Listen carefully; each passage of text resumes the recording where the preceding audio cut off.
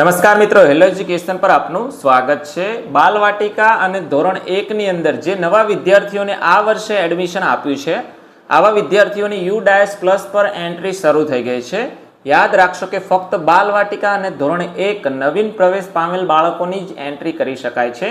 ધોરણ 2 થી લઈ અને 12 સુધીના જે RTE મુજબ જે લોકોને એડમિશન આપ્યું છે, જે વિદ્યાર્થીઓને એડમિશન આપ્યું છે, એમની એન્ટ્રી તાલુકા કક્ષાએ થશે।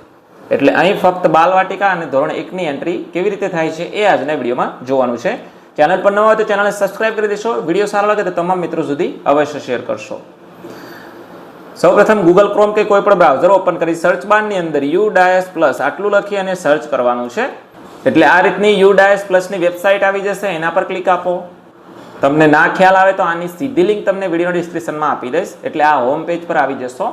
અહીં લોગિન ફોર ઓલ મોડ્યુલનો ઓપ્શન આપ્યો છે, એના પર ક્લિક આપો। અહીં ક્લિક આપ્યા પછી જો તમે મોબાઈલની મદદથી ઓપન કરો છો તો થોડી રાહ જોવાની છે। હવે અહીંથી આપણું સ્ટેટ પસંદ કરી દો, ગો બટન પર ક્લિક આપો। હવે અહીં નીચે સ્ટુડન્ટ મોડ્યુલનો ઓપ્શન આપ્યું છે, તેની સામે લોગિન પર ક્લિક આપો। હવે અહીં તમારો યુઝર નેમ, પાસવર્ડ, કેપ્ચા નાખી દો। પાસવર્ડ ભૂલી ગયા હોય તો ફોરગોટ પાસવર્ડ પર ક્લિક આપી પાસવર્ડ રિકવર કરી શકાય છે, અને છેલ્લે લોગિન પર ક્લિક આપો। હવે અહીં કરંટ એકેડેમિક યર 2025-26 આપણે પસંદ કરી દેવાનું છે। આ રીતનો મેસેજ ડિસ્પ્લે થશે, અને ક્લોઝ આપી દો। હવે સૌપ્રથમ અહીં તમે જુઓ તો જે ઓપ્શન છે અહીં એરોનું નિશાન આપ્યું છે, એના પર ક્લિક આપશો એટલે નીચે જોશો તો એડ સ્ટુડન્ટનું ઓપ્શન અવેલેબલ થઈ ગયું છે। હવે અહીં ખાસ ધ્યાનમાં રાખશો કે અહીં UKG, KG2, PP1 લખ્યું છે, આ બાલવાટિકા માટેનો વિભાગ છે। અને ધોરણ 1 ની એન્ટ્રી કરવી હોય તો અહીં આ એરો આપ્યો છે, એના પર ક્લિક આપવાનું છે। હવે બંનેની એન્ટ્રીની રીત છે એ સેમ છે, એટલે હું અલગથી સમજાવતો નથી। હવે હું અહીં બાલવાટિકાનું જે સેક્શન છે એની સામે ક્લિક આપું છું। અહીં જુઓ તો બાલવાટિકાના કેટલા ક્લાસ મેં પાડેલા છે। અહીં અ અને બ અમારે 2 વર્ગ છે, તો મેં 2 ક્લાસ પાડેલા છે। બની શકે તમારે એક જ ક્લાસ હોય અને ક્લાસ શો ન પણ કરે, તો પછી સૌથી પહેલાં આપણે સેક્શન મેનેજમેન્ટમાં જવાનું છે।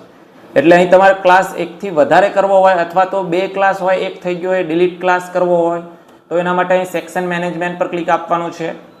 હવે અહીં તમે જોઈ શકશો કે તમારે ચેક કરવાનું છે કે કયા ક્લાસની અંદર તમારે ક્લાસ ઉમેરવું છે। અહીંથી એક ક્લાસ ઘટાડવો હોય તો ડિલીટ પર ક્લિક આપવાનું છે।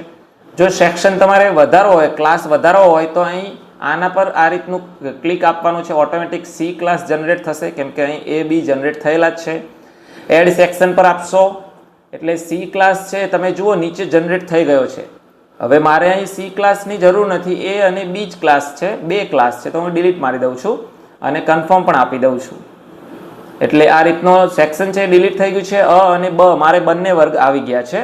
હવે હું સીધો ડેશબોર્ડ પર જાઉં છું, એટલે પહેલાં તમારો ક્લાસ છે એ ચેક કરી લો, ક્લિયર કરી લો કે તમારા જે વર્ગો છે એ પ્રમાણે જ છે। હવે ફરી પાછો એરોની અંદર ક્લિક આપું છું, પછી માં એડ કરવું હોય તો અહીં એડ સ્ટુડન્ટ પર ક્લિક આપ્યું છે, બ માટે અહીં નીચે, તો હું અહીં અ ની અંદર એડ કરવા માટે એડ સ્ટુડન્ટ પર ક્લિક આપીશ। હવે અહીં મિત્રો સૌપ્રથમ ચેક આધારનો ઓપ્શન આપેલો છે, અહીં ચેકબોક્સ ખરું કરશો એટલે અહીં આધાર નંબર નાખવા માટેનું કોલમ છે એ ઓપન થઈ જશે। અહીં સૌપ્રથમ આધાર નંબર નાખી દેવાનો છે અને ચેક કરી લેવાનું છે કે ખરેખર આ બાળક, આ આધાર કાર્ડ વાળું બાળક બીજે તો એડમિશન નથી લીધું ને એમ। હવે અહીં તમે જુઓ તો the Aadhaar number is not mapped to any student, આવું ઓપ્શન આવી જાય, એનો મતલબ કે આ સ્ટુડન્ટે બીજે ક્યાંય એડમિશન લીધેલું નથી, તો આપણી સ્કૂલમાં એડમિશન સાચું છે। અને જો આધાર નંબર ન હોય તો પછી અહીં ચેકબોક્સ ખરું કરવાનું નથી। હવે નીચે સ્ક્રોલ આપો। હવે અહીં વિદ્યાર્થીનું ફર્સ્ટ, મિડલ અને લાસ્ટ નેમ એ રીતે જ લખવાનું છે। ફર્સ્ટ નેમની અંદર નામ, મિડલ નેમની અંદર પિતાનું નામ અને લાસ્ટ નેમની અંદર સરનેમ, તો એ પ્રમાણે અહીં લખવાનું છે। અને જેન્ડર સિલેક્ટ કરવાનું છે, ડેટ ઓફ બર્થ નાખવાનું છે। સ્ટેટ કોડનું ઓપ્શન છે એ ડિસેબલ છે, એટલે આપણે અહીં સ્ટેટ કોડ નાખવાનો થતો નથી। મધર નેમ નાખવાનું છે, ફાધર નેમ,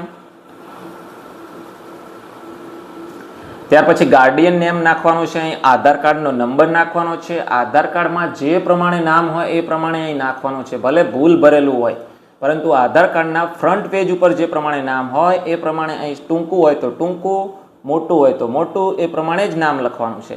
એડમિશનની તારીખ લખવાની છે, mobile number, alternate mobile number હોય તો લખવાનો છે, અને CWSN જરૂરિયાતવાળું બાળક હોય તો પછી યસ નો સિલેક્ટ કરવાનું છે, અને છેલ્લે સેવ બટન પર ક્લિક આપવાનું છે। હવે આ રીતનો મેસેજ આવશે કન્સેન્ટ ફોર ડેમોગ્રાફિક ઓથેન્ટિકેશન, તો આપણે આઈ એગ્રી પર ક્લિક આપી દેવાનું છે. હવે confirm following details are correct, એટલે કન્ફર્મ કરવાની છે. ક્લાસ આપણે બરાબર પસંદ કર્યો છે, સ્ટુડન્ટનું નામ બરાબર લખ્યું છે, ફાધર નેમ બરાબર લખ્યું છે, મધર નેમ બરાબર લખ્યું છે, ડેટ ઓફ બર્થ બરાબર છે. ત્યાર પછી કન્ફર્મ પર ક્લિક આપવાનું છે. હવે અહીં તમે જુઓ તો the student has been initialised saved સક્સેસફુલીનો મેસેજ આવી જશે. સ્ટુડન્ટ છે એ એન્ટ્રી થઈ ગઈ છે એની, પરંતુ આપણે છે એ એડ ન્યૂ સ્ટુડન્ટ પર ક્લિક કરીને આવી રીતે તમામ બાળકોની એન્ટ્રી કરવાની છે. હજી અહીં વિડીયો પૂરો નથી થયો, અહીં એન્ટ્રી પૂરી નથી થઈ ગઈ. આવી રીતની તમામ સ્ટુડન્ટની એન્ટ્રી થઈ જાય પછીની વાત હું કરું છું. પછી આપણે શું કરવાનું છે, go to new entry list. આવી રીતનું એન્ટ્રી કરેલ સ્ટુડન્ટનું લિસ્ટ આવી જશે. હવે અહીંથી તમને ખ્યાલ આવી ગયો છે, કદાચ તમને આ સ્ટુડન્ટ લિસ્ટ ના મળે તો પણ અહીં સ્કૂલ ડેશબોર્ડ આપ્યું છે, ત્યાં જવાનું છે, અહીં એરો પર જવાનું છે, અહીં વ્યૂ એન્ડ મેનેજનો ઓપ્શન આપ્યો છે તમારા ક્લાસની અંદર, જ્યાં પણ તમે સ્ટુડન્ટ એડ કર્યા હોય ત્યાં. હવે તમે નવીન એન્ટ્રી કરેલ સ્ટુડન્ટનું લિસ્ટ અહીં શો થઈ જશે. હવે અહીંથી તમને ખબર પડી જશે કે એન્ટ્રી કર્યા પછી આપણે શું કરવું પડશે, જીપી, ઈપી અને એફપી આ ત્રણ વસ્તુ ક્લિયર કરવી પડશે. એટલે આ ત્રણ વસ્તુ ક્લિયર કરશો એટલે આ ત્રણ જે ઓપ્શન છે એ ગ્રીનમાં આવી જશે. હવે જીપી, ઈપી અને એફપી એ કેવી રીતે ક્લિયર કરવું એનો મેં વિડીયો અલગથી બનાવેલો છે, એટલે હું આ વિડીયોની અંદર સમજ આપતો નથી, કેમ કે આપણે ધોરણ 2 થી લઈ 1 થી લઈ અને 12 સુધીના સ્ટુડન્ટ્સ માટે આપણે આ કામગીરી કરેલી જ હશે. એટલે જીપી, ઈપી અને એફપી એ કેવી રીતે કરવો એનો મેં વિડીયો બનાવેલો છે, અને એ વિડીયો તમને આ વિડીયો ડિસ્ક્રિપ્શનમાં આપી દઈશ. હવે વાત રહી તમારે આવી રીતે તમે બાલવાટિકા હોય કે ધોરણ 1 હોય એના નવીન એડમિશન લીધેલા બાળકોની એન્ટ્રી તમે U-Plus પર કરી શકો છો. તો સૌથી પહેલા બાળકની એન્ટ્રી કરવાની છે અને પછી તમામ બાળકોની જીપી, ઈપી અને એફપી પણ કમ્પ્લીટ કરવાની છે. આજના વિડીયો બસ આટલું જોવાનું છે મિત્રો. U-Plus ને લગતા A to Z વિડીયો મારી ચેનલ પર મુકાયેલા છે. આ તમામ વિગતવાર વિડીયો છે તમને આ વિડીયો ડિસ્ક્રિપ્શનમાં મળી જશે. ચેનલ પર નવા હોય તો ચેનલને સબસ્ક્રાઇબ કરી દેશો. વિડીયો સારો લાગે તો તમામ મિત્રો સુધી અવશ્ય શેર કરશો.